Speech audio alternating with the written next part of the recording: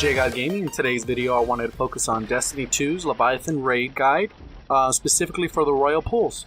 The video you're seeing in the background is of the Royal Pools, specifically the Prestige version of the raid. And what I'm going to focus on are tactics that'll help you in the normal one as well as the full-on Prestige version. I was able to find this great map from Polygon, so you can kind of see what the map looks like for the Royal Pools.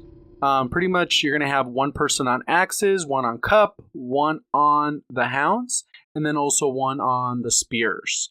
You're going to have two people in the middle and make sure that both of them have a timer so that when they jump on the plate, everyone will have a fresh timer.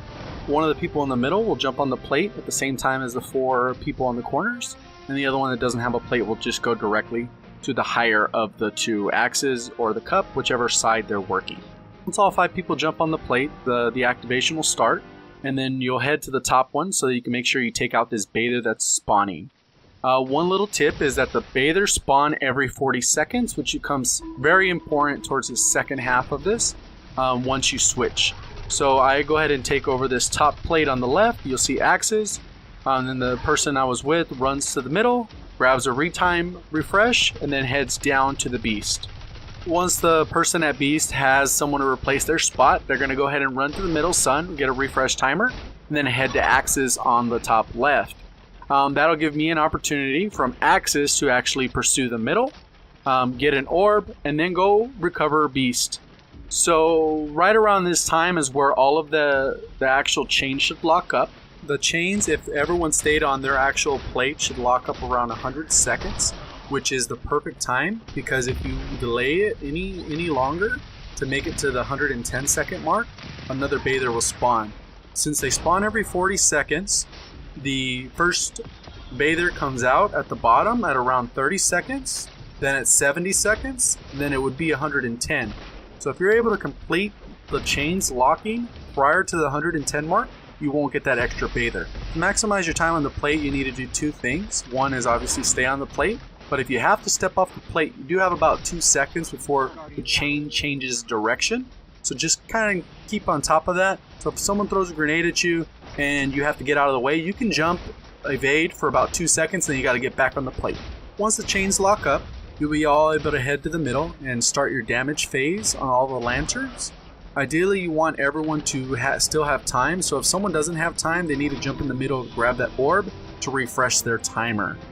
Some things you can do in this time is have one person step off the plate to destroy the ads to keep everyone protected, because if a bather dies on the plate, he will lower everyone's time by at least 10.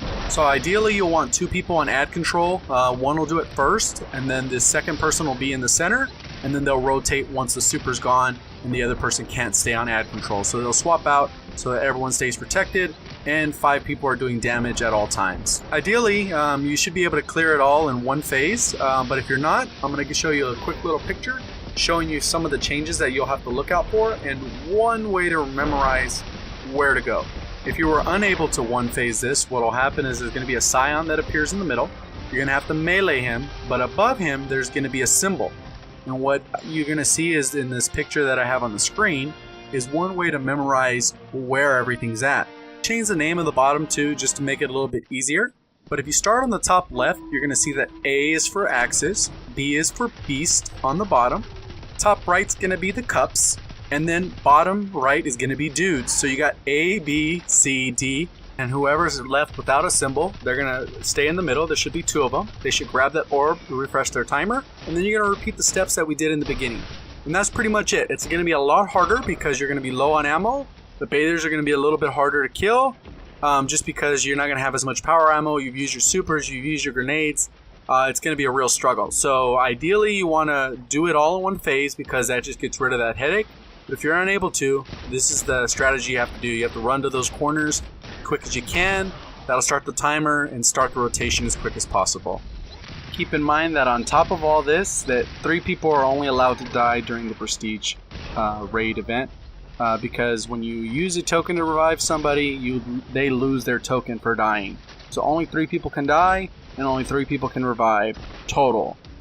So keep that in mind as you go through this. Try and survive as long as you can. Ideally, you don't want anyone dead until the end, but as you can see, it's possible to complete it if people die early on. I'd like to know what you thought of the video down in the comment section, so feel free to leave a comment. And don't forget to rate the video. If you enjoyed it, go ahead and click that like button. If you didn't and you thought it was complete garbage, go ahead and click the dislike button. Either way, I appreciate the feedback. If you'd like to see more of my content, don't forget to subscribe and click that reminder bell so you stay up to date for all my new posts. Thank you, and as always, have a great day.